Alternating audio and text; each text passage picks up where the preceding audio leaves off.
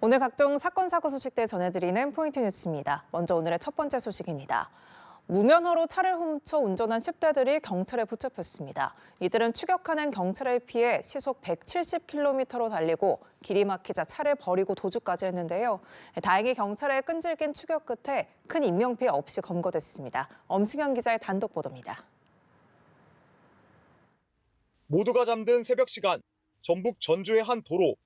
경찰차가 빠른 속도로 지나가더니 잠시 후 검은 차 한 대를 추격하는 모습이 포착됩니다. 빠른 속도로 질주하는 차량. 잠시 후 또 다른 영상에서는 마주오는 경찰차를 고개 운전을 하며 피합니다. 결국 막다른 길에 다다르자 붙잡힌 이들은 모두 10대였습니다. 저희 검문을 불응하고 역주행이나 과속을 하면서 도망가는 것을 저희가 계속해서 추격하다가 막다른 길로 유도를 해서 결국에는 검거하게 된. 전북 전주에서 차량을 훔친 이들은 완주 3레를 거쳐 익산까지 약 25km 거리를 시속 170km로 질주했습니다. 당시 10대들은 이곳 아파트까지 도주했는데 차를 세우지 않아 구조물과 화단을 들이받았고 현장에는 이렇게 당시의 사건 흔적이 고스란히 남아 있습니다. 길이 막히자 10대들은 차를 버리고 달아났고 경찰과 끈질긴 추격전이 이어졌습니다.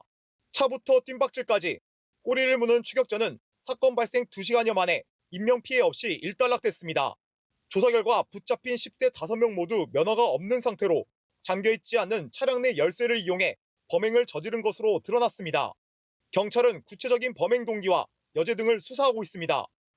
연합뉴스 TV 엄승현입니다. 다음 소식입니다. 경기 평택의 한 유도체육관에서 10대 관원들에게 유도 기술을 써 기절시킨 20대 사범이 검찰에 넘겨졌습니다. 이 사범은 훈육을 위한 것이라고 주장했지만 수위를 넘어섰다고 판단한 경찰은 아동학대 혐의를 적용했습니다. 한웅희 기자입니다. 경기 평택의 한 유도관에 다니던 고등학교 1학년 A양. 지난해 9월 사범 B씨로부터 오늘 안 오면 친구가 죽는다는 전화를 받고 유도관으로 달려갔습니다. 제가 갔을 때는 그 머리가 다 산발이 돼 있고 얼굴이 다 터져 있고 무릎 꿇고 막 벽을 보고 앉아있어서 내가 엄청 조용히 신고해 막 이렇게 하는 거예요. 사범 B씨는 훈육을 하겠다며 목을 조르거나 눌러 제압하는 굳히기 등 유도 기술을 썼는데 A양은 그 사이 수차례 기절했다 깨어나길 반복했다고 말했습니다. 항복의 의미로 바닥을 치는 탭 동작을 했지만 소용없었습니다.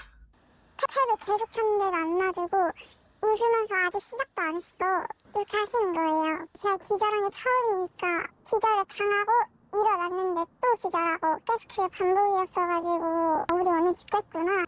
눈에 실핏줄이 터질 정도로 다친 피해 학생들은 사범 B씨가 피해자들이 SNS에서 자신을 험담했다고 착각해 훈련에 빙자한 학대를 했다고 주장했습니다.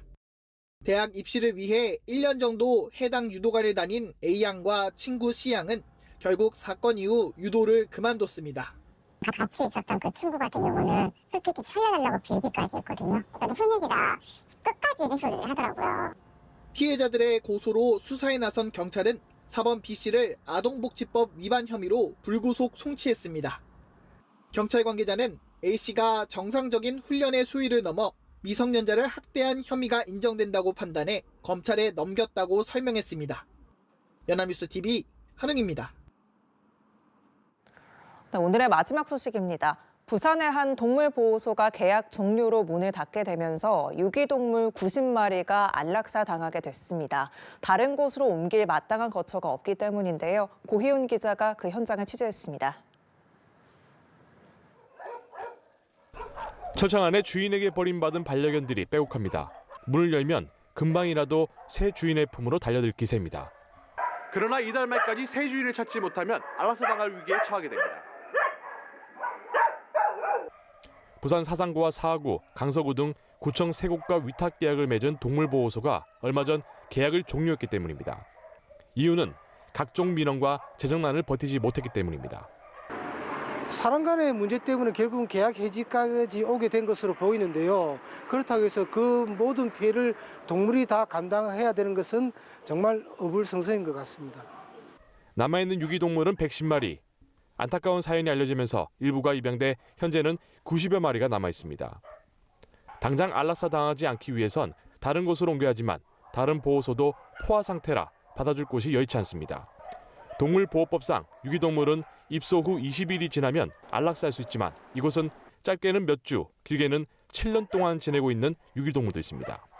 만약에 동물보호센터 판단하에 더 이상 수용이 불가능한 판단했을 때 안락사할 수 있다 이렇게 적혀 있거든요. 농림식품부에 따르면 유기동물 수는 매년 감소하고 있지만 운영 비용은 껑충 뛰고 있습니다.